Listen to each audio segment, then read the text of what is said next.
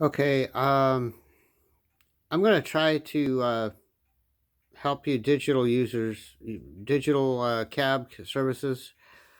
I don't know if you're going to be watching this, but if you are, I hope that this is going to help you. But we've got jammers, signal jammers in the city, and and you know that you've been jammed when you have one or more people that slow down and get to a close proximity of you, either before a light or they're right next to you, and then they press a button on a signal jamming device, which is highly illegal.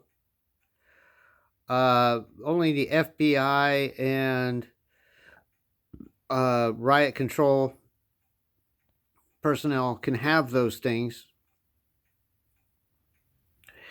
Uh, and they come up next to you, and basically what it does is it shuts down your communications. And so you're wondering what's happening for the next 15 to 20 minutes, and you can't get any rides. I've been noticing that this is what's been happening. Now, when I was in the army, when we dealt with this kind of thing, we didn't know why we were telling people to recycle their panel.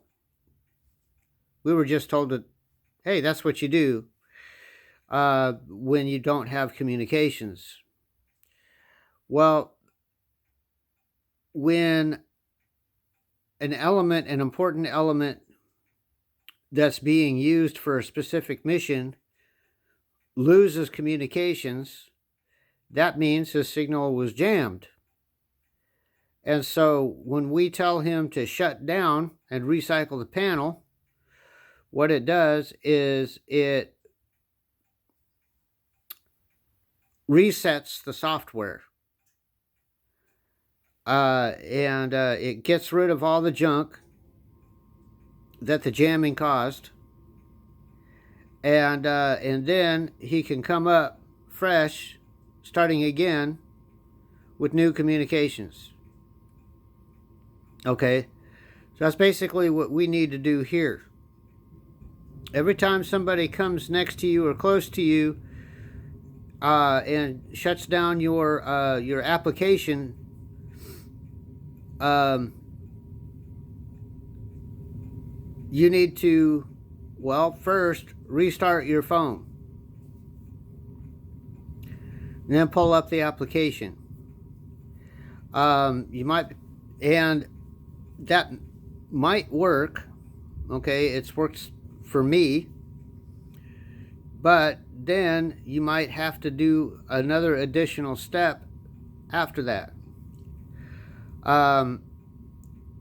If you go into your settings and you go into device care or whatever it is in there that you have in your phone,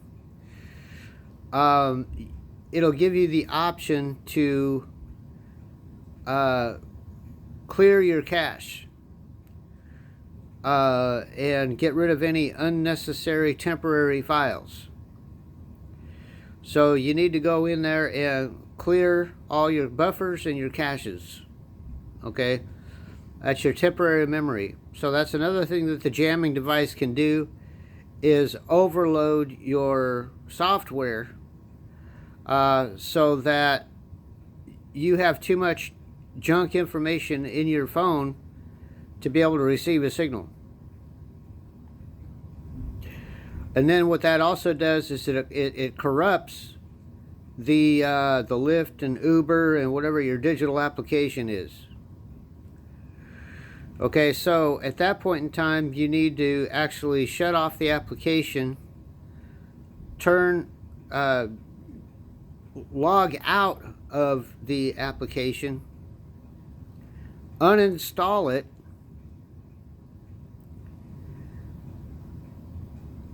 and then turn off the phone again, turn it back on, then reinstall your Lyft or Uber or digital application that you have. And again, that's what you call recycling the panel. Okay? So what you've done is you've cleared your caches, you've cleared your buffers, you've uninstalled your application, and you put a new application, a fresh application on there, which is often updated. And then you turn your application back on again, and you should be receiving ride requests.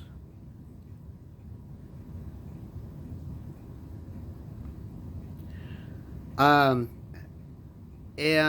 know, the people that are around here doing this, they don't necessarily have a stake in making any money with your Lyft or digital services, your Lyft or Uber or digital services.